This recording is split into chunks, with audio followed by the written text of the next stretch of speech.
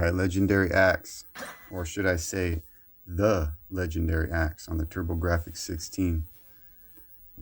I love this game. I'm gonna come out and say it.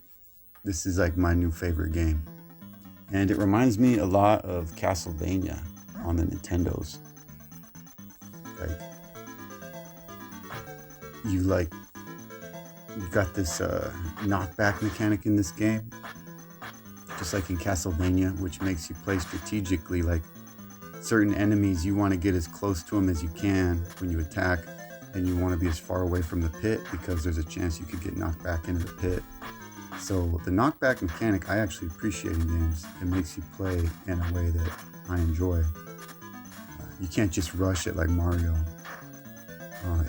The axe in this game, it's got a big hitbox on it, and the name of this game is really like learning how to fight all these enemies. It's probably more fun to fight the enemies in this game than Castlevania, in my opinion. However, the platforming on this game isn't as good as, say, Castlevania 1. There's not as much going on there. There's only a few sections with some platforming elements. Yeah, the music in this game is amazing, just like Castlevania, although it's very different. Obviously, the style in this game is very different. Like, Castlevania feels like a Hammer House of Horror movie. Like, even the credits at the end, like, acknowledge all of the Hammer House of Horror actors, like, just to let you know, like, yeah, we modeled this game after the Hammer horror movies. This is more like a Tarzan kind of motif, more of a, I don't know, man, like, it's got this caveman thing going, and I really dig it. It's different. There's not too many games like this now. I guess back then there was a bunch of like Toki games and Joe and Mac. There was quite a few kind of caveman-y games back in the day. What else to say? So hey, this video is 54 minutes long. This is a long playthrough, so I'm going to talk about a number of things. I'm going to talk about the TurboGrafx and first the PC Engine. I'm going to talk about, the game itself, the Legendary Axe. I'm going to talk about how it reminds me of Atari. Like right here, this screen. This is like something you'd see in Atari. I'm also going to talk about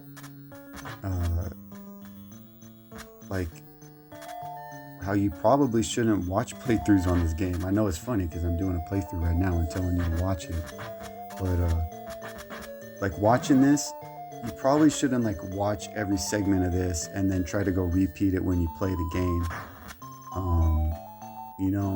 I like to do these playthroughs kind of for myself. Like, I'll go back and watch them, and if I want to play a game I beat before, I might go back and watch my own playthrough. It's just fun for me to like beat a game and then do a video and talk about it. There's certain games that you may or may not want, there's certain games you don't want to watch a playthrough on, and there's certain games where you need to watch a playthrough on, and then there's a lot of games in between. So, okay, what to talk about first? Let's talk about this game and the mechanics of this game. So, obvious stuff on the top of the screen, you got your axe, like recharging axe bar that, it's glowing red. When it's full, obviously you do more damage. If you do like a rapid attack with your axe, it does very little damage. In the middle of the screen, you'll see an emblem, like a gold emblem with gems in it. That indicates what level your axe is powered up to. You can power it up 4 times. Right now, it's powered up to 2. You start the game at 1. When it's powered up to 2, your axe energy bar will go halfway across the screen. When it's powered up to 4, your axe energy bar will go all the way across the screen.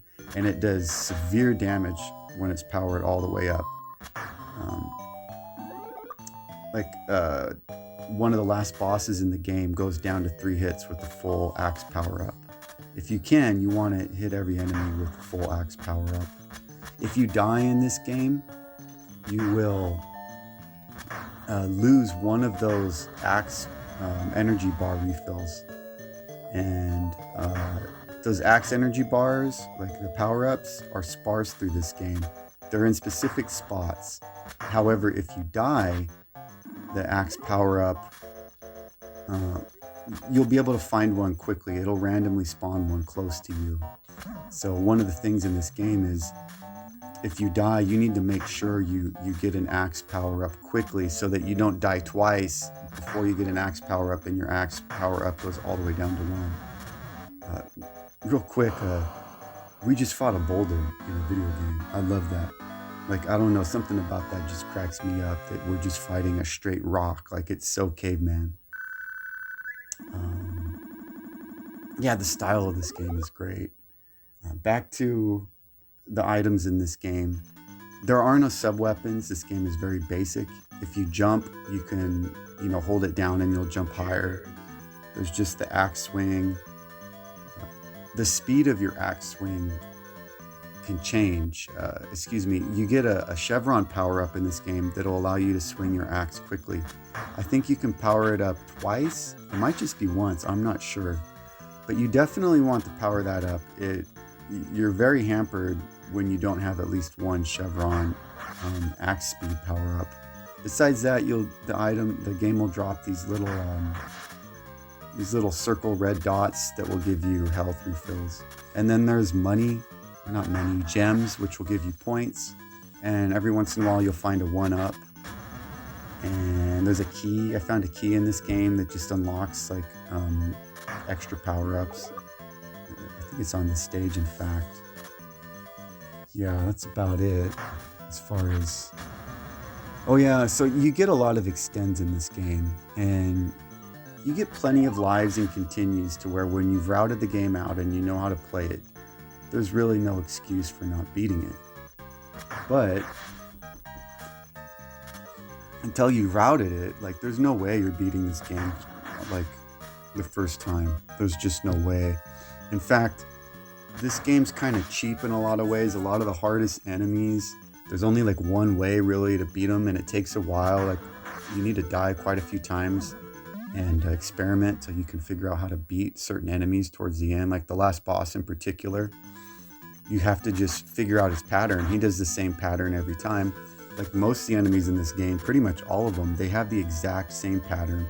They spawn in the exact same spots. It's really a memorizer. But until you figure those patterns out, you're going to die.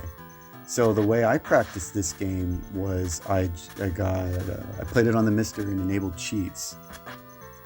I don't believe the TurboGrafx has a game Genie, but a lot of the games have cheat codes.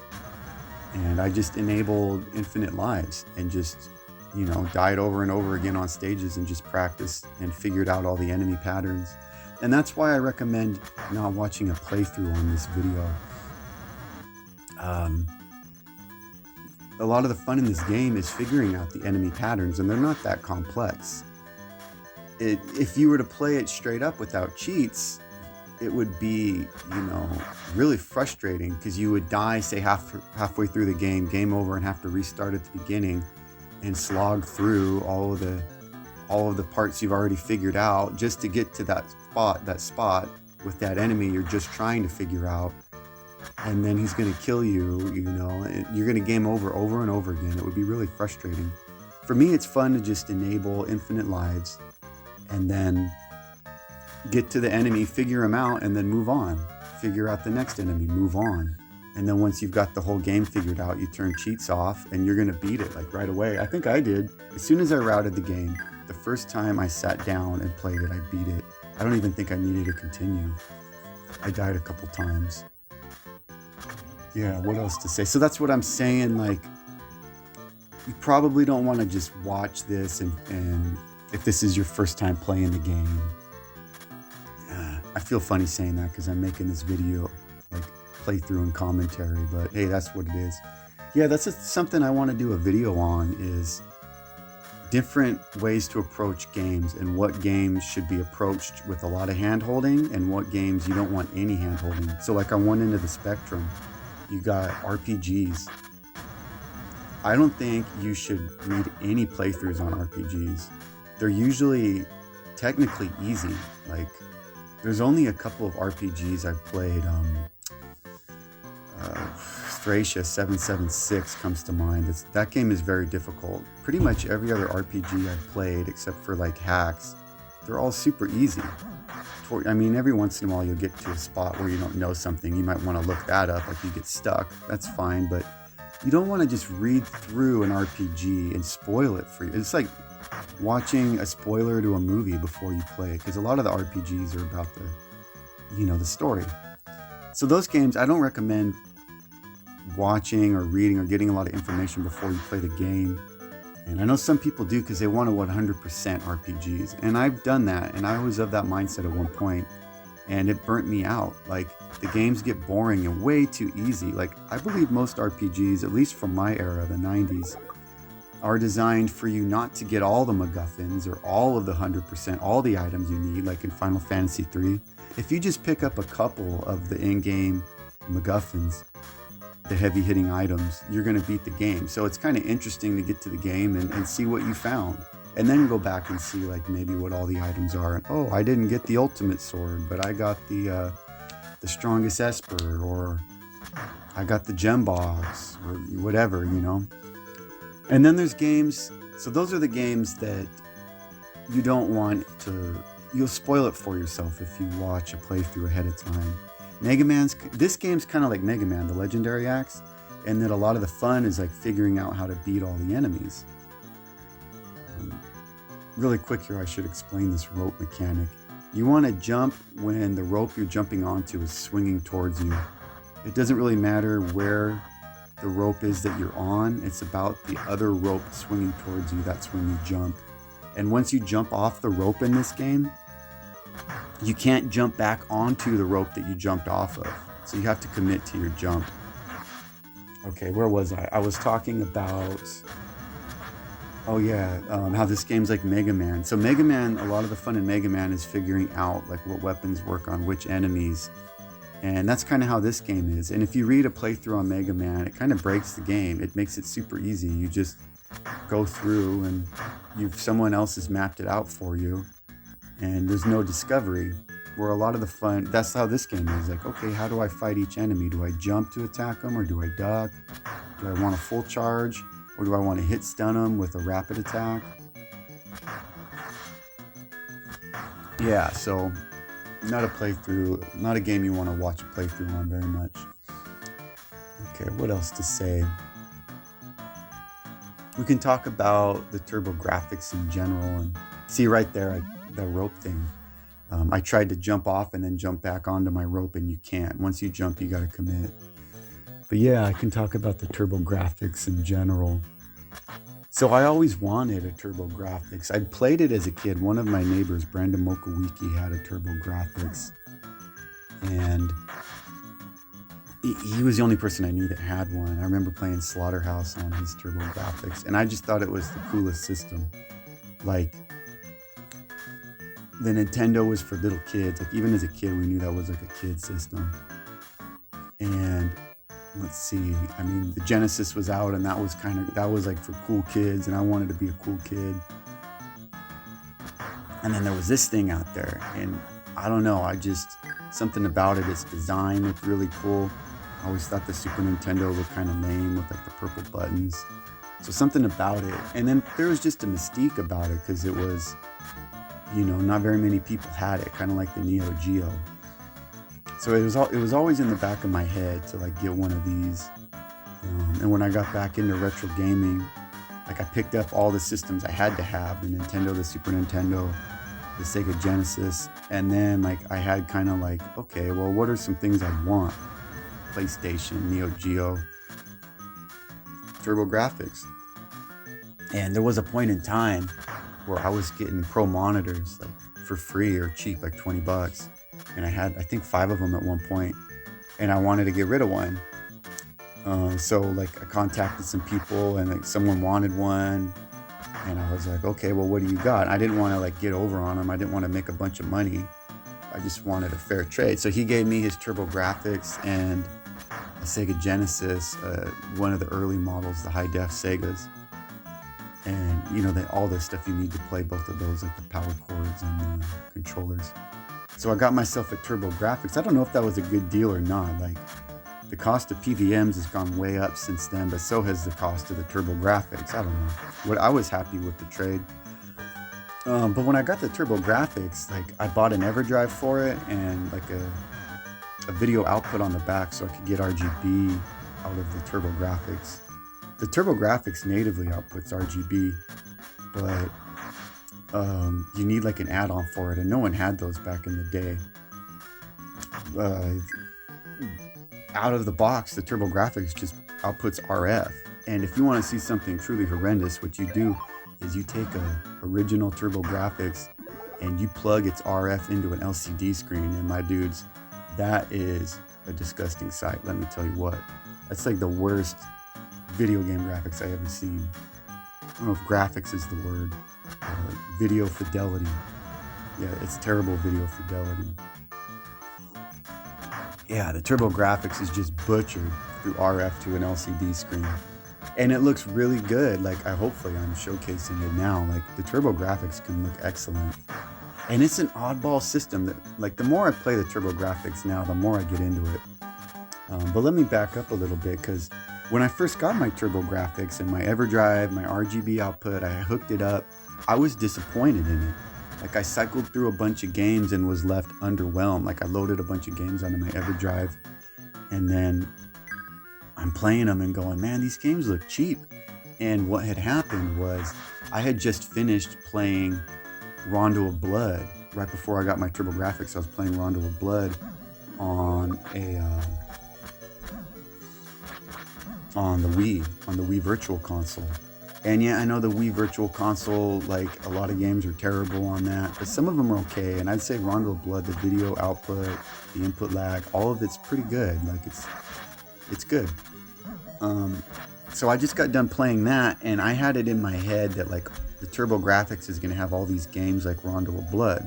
Now, the first problem is I didn't have a CD add-on. I just had the Hue card.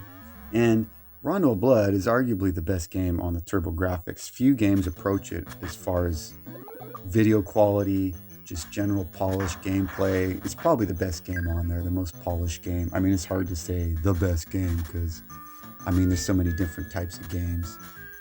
But yeah, so I had my expectations a little too high for it, and it wasn't a fair comparison because I didn't have the CD add-on. And that's the thing about the TurboGrafx is, unlike the Sega Genesis, like the add-ons the TurboGrafx got were pretty good. Like the CD one in particular really made a huge difference. And then there was like arcade cards they released for the TurboGrafx that expanded the RAM to the point where you got Rondo of Blood at the end of the TurboGrafx. And it looks almost like a PlayStation game. Like if the Rondo of Blood was on the PlayStation, I'd have been, okay, I wouldn't have thought nothing of it. Like it almost looks like a 32-bit system game, Rondo of Blood. And then you got games early in the TurboGrafx that look like Nintendo 8-bit games.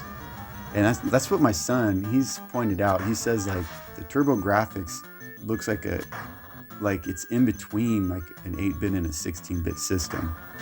And there's definitely some truth to that. You know, it has an 8-bit CPU, but a 16-bit GPU. And then you got the CD add-ons. But yeah, where was I going with all that? Well, I was saying, like, kind of discussing my history with the TurboGrafx and how I was underwhelmed at first. So yeah, so I had my expectations too high. I wasn't playing shooting games back then, shmups. And so after I got my TurboGrafx all hooked up and played a couple games, I never beat a single game, which is what I like to do. I like to sit down, find a game, and just optimize it and just thoroughly destroy it and then move on to another game. I didn't do a single TurboGrafx game. Like, I just played it and got burned out.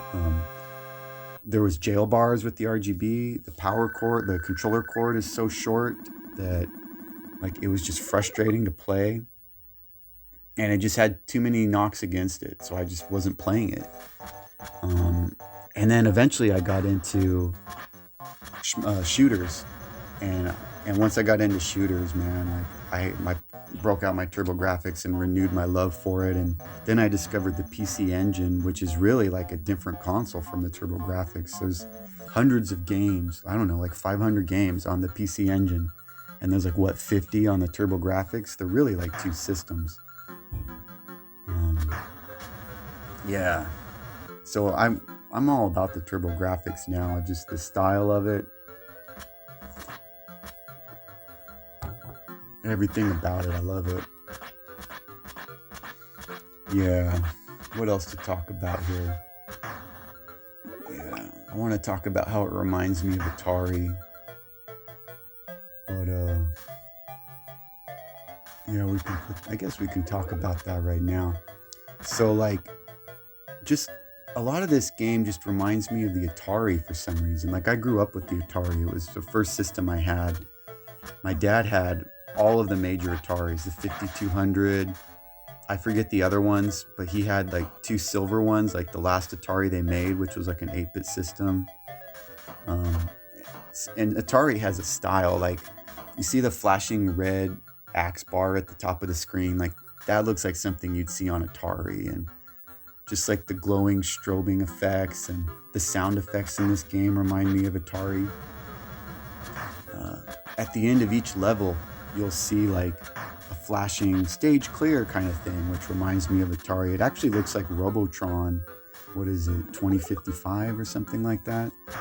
It reminds me of that. This game is like Atari on steroids, or like what Atari was always aspiring to be, but you know, Atari was pretty basic. Yeah. What else to say here? Yeah, as far as difficulty, this game. Oh, you see how I jumped up there and I hit that totem up on. It was hidden in the top of those vines. That's something you got to do in this game. Is this game will put those totems in spots so that when you jump to hit an enemy, you'll hit that instead. Like it trolls you. It's similar to like Ninja Gaiden, where they'll have bats spawn right where it knows you're going to jump. Well, this game will place totems right where it knows you want to swing your axe. And that's because like all these enemies spawn in the same spots, in the same order. And yeah, you just, so the game's it's very thought out where it places everything. All the enemies are placed in certain spots, which I like. Like it's not random. It's well designed, well polished. Like all the enemies spawn in certain spots for reasons. All the totems are put in certain spots for reasons. Yeah. And that's kind of what like the bats. The purpose for them in this game is really to get you to whiff or to hit them, and then it takes your axe strike away because you just wasted your axe attack on a bat. So there'll be like a difficult enemy on the screen, and you'll go to hit them, and you'll hit a bat instead. I just got knocked back into the pit, Castlevania style. I die quite a few times on this level. I get frustrated at a certain point, and then I try to like rush through it because I'm frustrated, and I die right away. And that reminded me like, oh, I need to chill out, and I can't get emotional and just rush through this game because I'll get my ass handed to me. This is a plotting game. Like you'll see me, like let's see. Yeah, you need to approach every section strategically.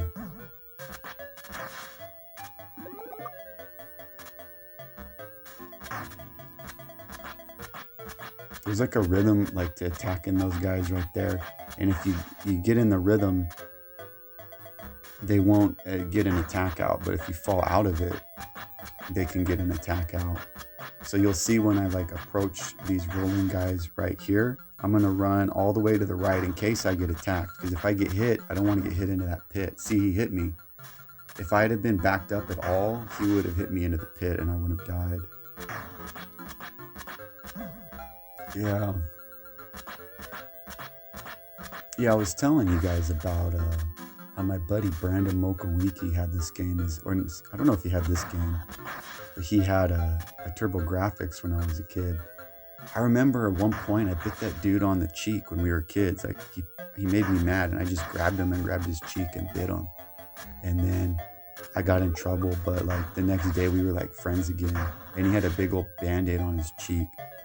Like, I just feel like in today's day and age that wouldn't happen, but I remember our parents thought it was like no big deal, like boys would be boys kind of thing.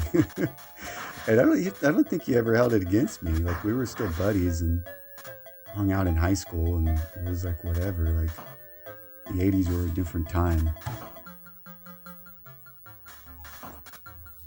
You could bite someone on the cheek and still be homies back then.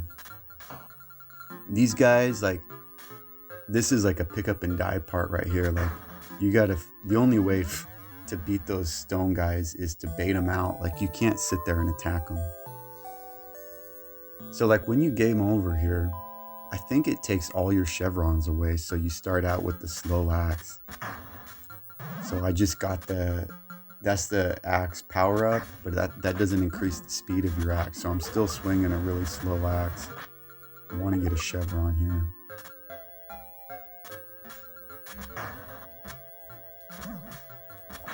Yeah.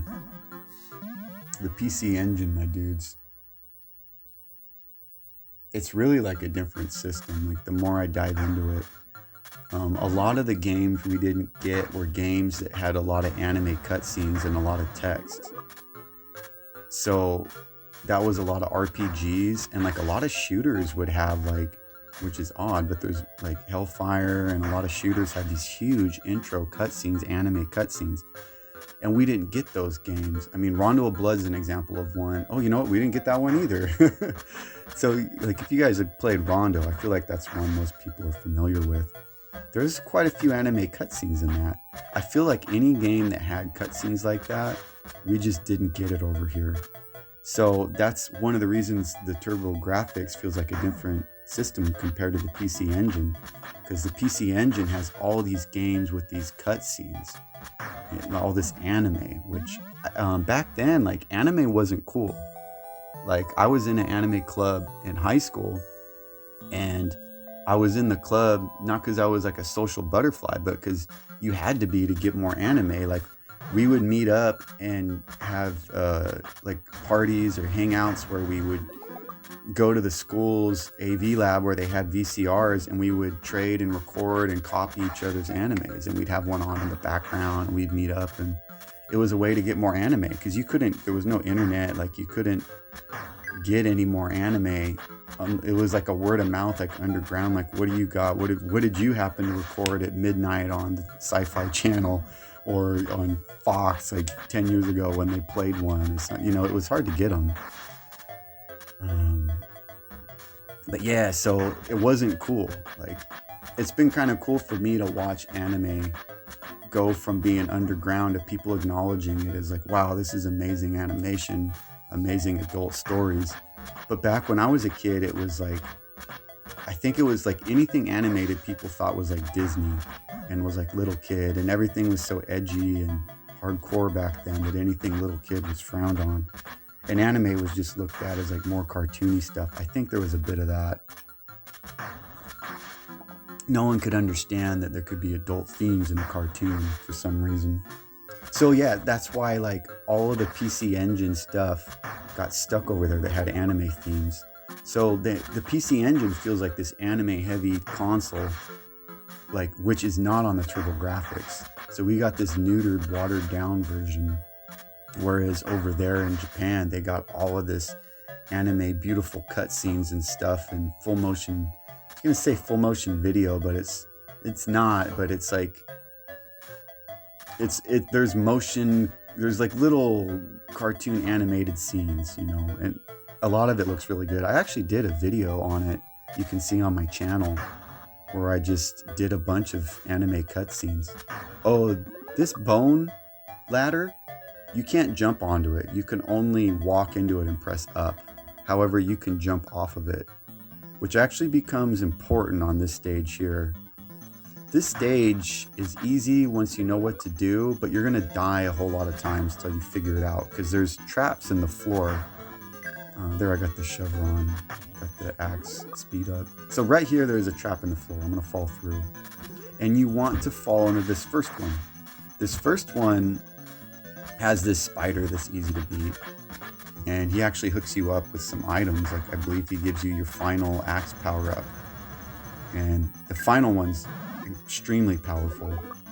Okay, but now there's 2 more traps. Okay, you see how I jumped out of that and I didn't scroll the screen all the way up?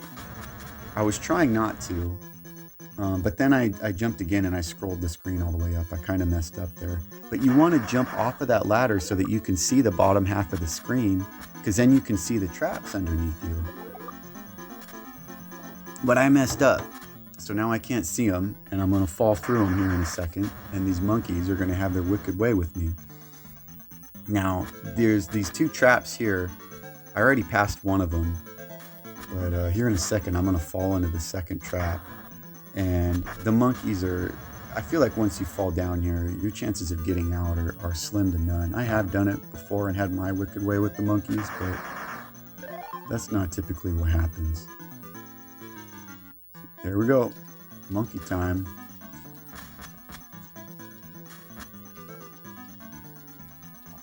Game over. Okay, so now what I'm going to try to do is go down that first trap, kill the spider, whoop-de-whoop, and then I'm going to come out and jump off of the bone ladder in such a fashion that I don't scroll the screen all the way up. Let's see if I can pull it off.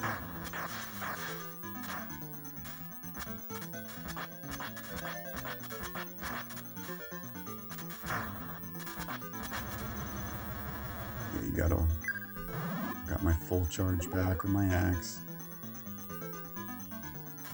Okay, see how you can see the bottom of the screen there? I want to make sure I don't jump up too high and scroll it up again. See, now you can see the traps. I jumped over them right there. You can see them in the ground. Yeah, so that's the trick to that level. You probably could just memorize. Oh, my voice cracked really bad right there. Anyways, you probably could just memorize where those traps are. I decided to go the route to see them and jump over them. That's how I get through this level.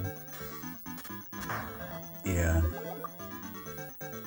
Yeah, the style of this, man, it reminds me of like Conan, or this game, The Legendary Axe, reminds me of Conan or Tarzan. I read those books as a kid. I read all the Conan books. Like, I recommend any young man read Conan and Tarzan. Like, they're super manly. The Conan books are interesting. They're written by this dude, Robert E. Howard, who, like, didn't get any notoriety in life. And now, like, there's like cartoons, comics about Conan. There's the movies with Arnold Schwarzenegger. You know, Conan's like hugely popular, but freaking Robert E. Howard died living in his mom's basement like a poor pauper. Like, he didn't get any money. He wrote for like one magazine, would like publish some of his Conan, but barely any of it got published. And then when he died, like, some of his homies that knew he was a good writer, like H.P. Lovecraft was one of his homies, and he knew he was a good writer, but these other guys, Sprague, DeCamp, and Carter, these 2 dudes like found all of his unpublished Conan stuff, and they like edited it and finished it and wrote all the Conan books. Like, the books, none of them were published during Robert E. Howard's time, and there's like 14 of them that they put together. It's pretty amazing. Like, if those dudes hadn't have gone through there and did that work, like, we wouldn't have all this Conan. And when I was a young lad, like, I read the Conan books, like all 14 of them, like twice over. I just loved them. Now as an adult, they're kind of silly. They're like, you know, silly kind of action flicks, but, you know, they were good back then. And the Tarzan books are kind of like that too. They're a little bit better. They're not quite as like over the top. Oh yeah, this screen here, dude, this looks like Atari. Look at that.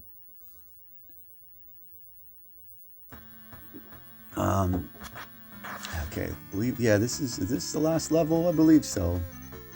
Well, it says zone 5 on the top right there. There's a zone 6, but that's really just the very last boss, which is silly. These guys right here, they go down to 2 of those axe attacks at full charge. That section earlier, there was one on each side of the screen. And they're hard to deal with in that scenario when you have one on each side of the screen.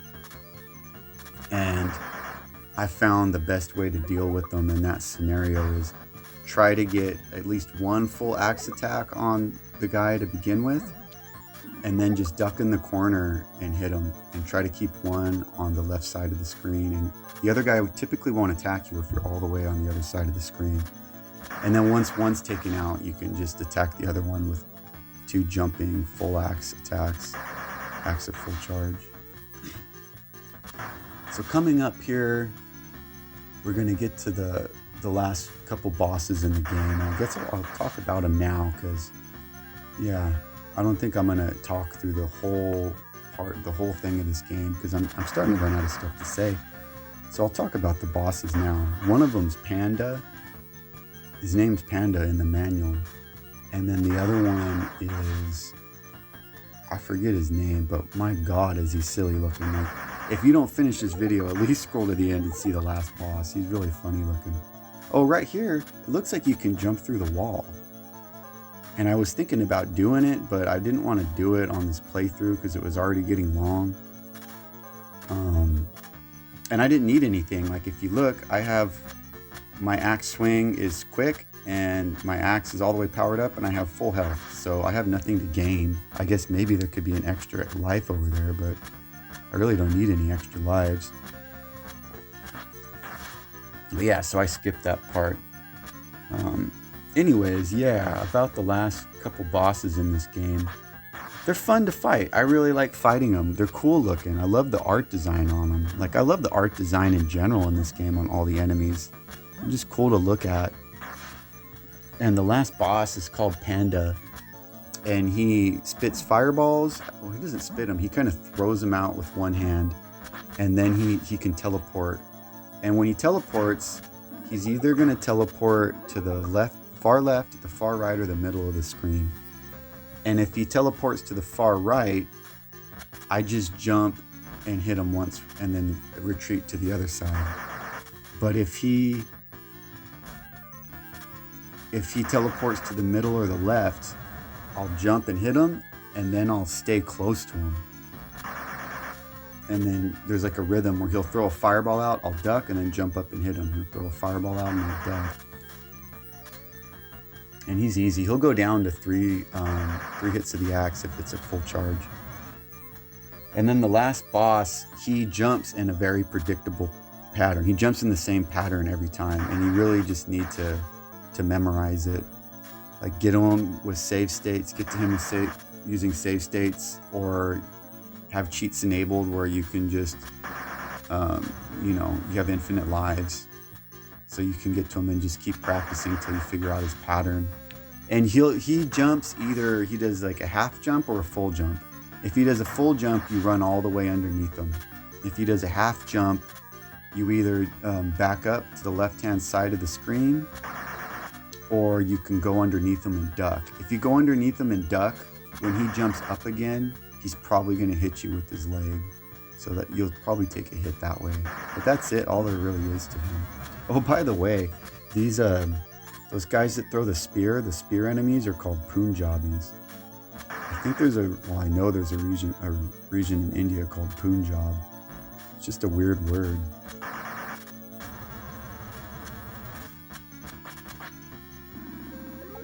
Yeah, this section here trolls you and puts some of those totems like hidden behind those pillars. So you'll jump to hit your opponent, and you'll hit the totem, and then you'll whiff your axe attack on the enemy. Like right there, you could see that I hit one of those totems. Yeah, I like fighting these Punjabis. I like their name too. It's kind of fun to say, Punjab.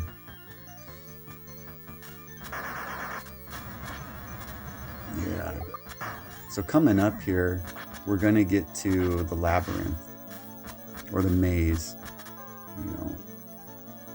I mean, we're all familiar with mazes in games, right? Here we are. We're in the maze. So this maze is what like clenched it for me, where, okay, you need to use cheats on this game. And this maze is long. And so how it works is you can either walk forward and go through doors, or you can jump down and go through wells. And whether you go forward through a door or down through a well, you're going to go to a different room, and some of the rooms will loop back to the beginning of the maze. So usually you just walk forward to the right, but every, I don't know, 4 or 5 rooms, there's going to be a well that you have the option of going down.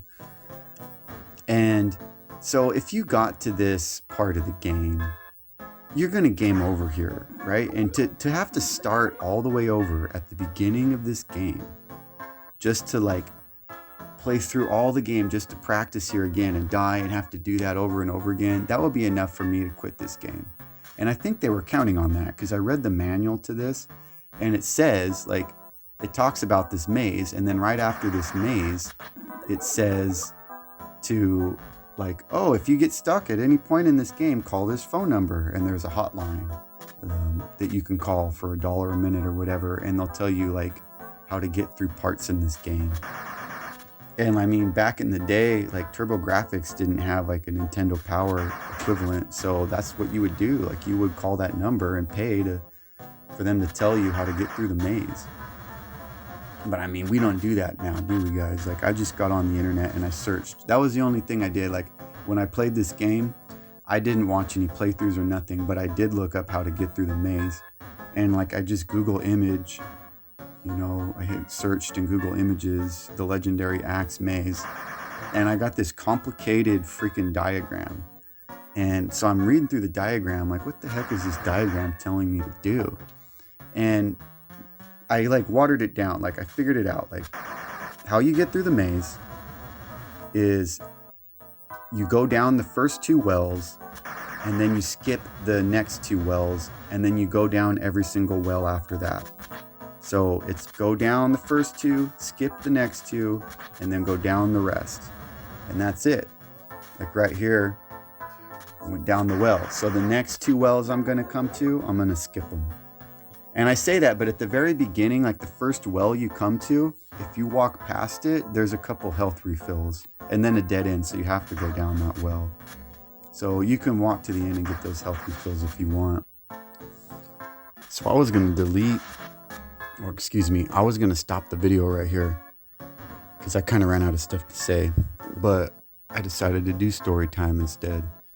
And because we're on the theme of caveman games, I'm going to tell you a caveman story.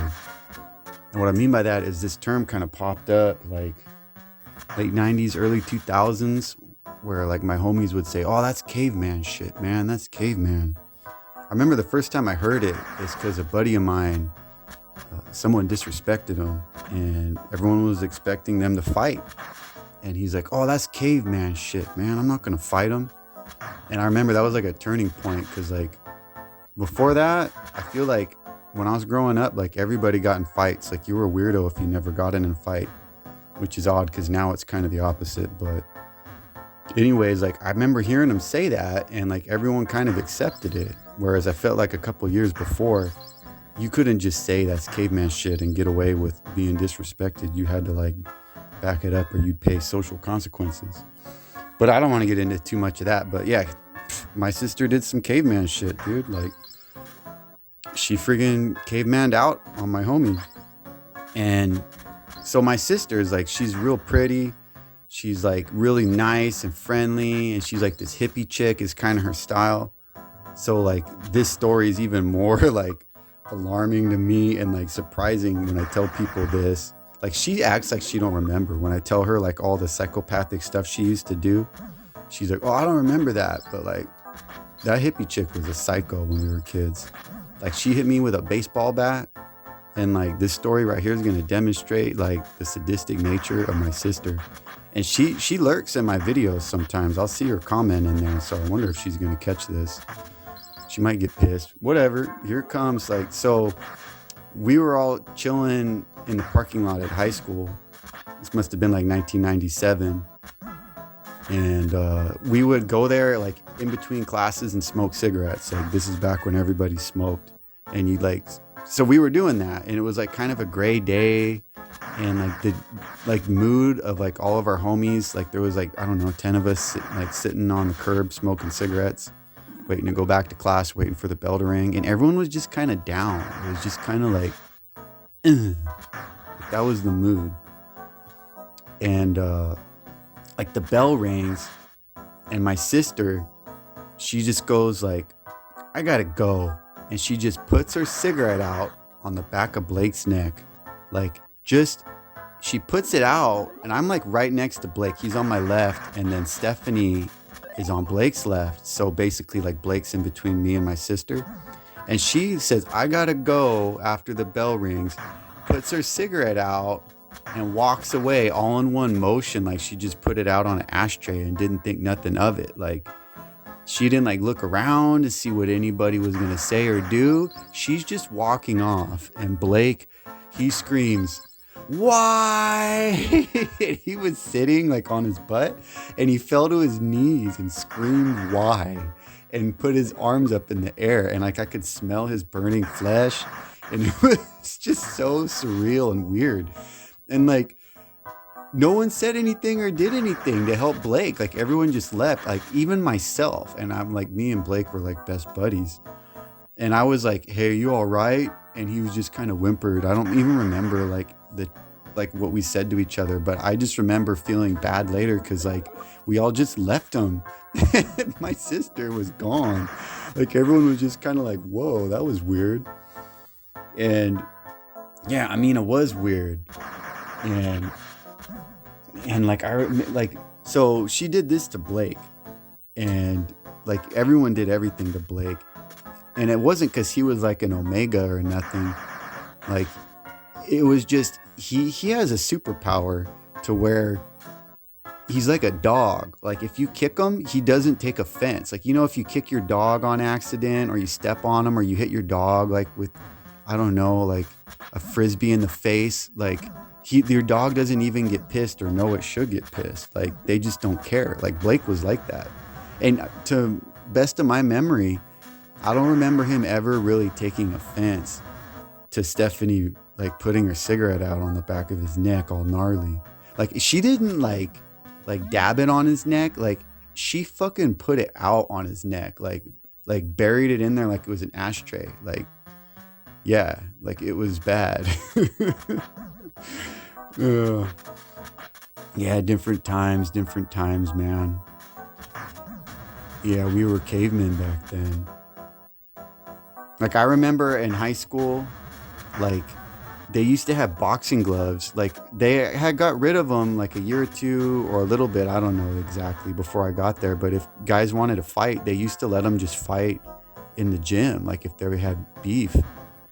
And then, like, I remember a guy on my football team, me and him did not get along.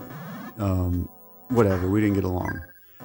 And it just kept escalating, you know. And my coach got mad one day when we were in the, like, lifting weights after practice. And he's like, you get out here. And he made us fight each other. And he's like, okay, fight. And we fought. And I whooped his ass. And Ray Jensen. And then I think that was his name. Fuck, I hope I'm not getting the name wrong. But and then after that, he's like, shake hands, and then it was over. And it really was. Like, after that, like, we never liked each other, but we quit like bickering. So, and like, I feel like if that happened now, like, that teacher would have got fired. Like, things were just different. Like, we were cavemen. Like, we were, compared to, like, I think how things are now. And I substitute taught at that school later, that same high school I went to, Riggel. And like, all the kids, I just remember them being like way softer than we were. Like, none of them fought, none of them did drugs at school. Like, it is just way different. And part of that was, I remember, like, they actually implemented this, what would you call it? They like, zero tolerance, I think they called it, policy for fighting. Like, when I was there, they tried to implement it anyways, where you're supposed to get expelled if you got in a fight. Because like, before that, like, it was no big deal if you got in fights. I remember I got in a fight there and they didn't expel me. I got suspended, but it was supposed to be zero tolerance. But like teachers, like, when I was in grade school, literally looked the other way when you got in fights.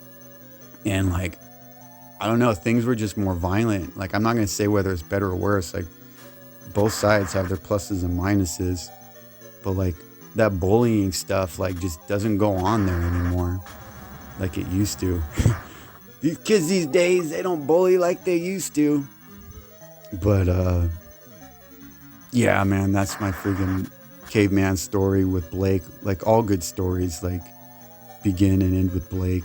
He's in my other story I told on my Iron Sword. If you like stories, like go to the forest level on my Iron Sword video, and there's a Blake story up in there too. Maybe I'll just start throwing stories into all of these because I got stories. But yeah, so this is like wrapping up this video. I think I get to handle the panda right here. I go down the well and then panda. So yeah, if panda's on the right, you just jump and hit him in the head with full axe charge. And then if he's in the middle or on the left, you do this cycle where you'll jump and hit him and then let him throw his fireball over you and then jump up immediately and hit him. He throws the fireball over you, jump and hit him. I don't remember how this fight went. He looks cool. Like, I just like how he looks, like how he's glowing and everything.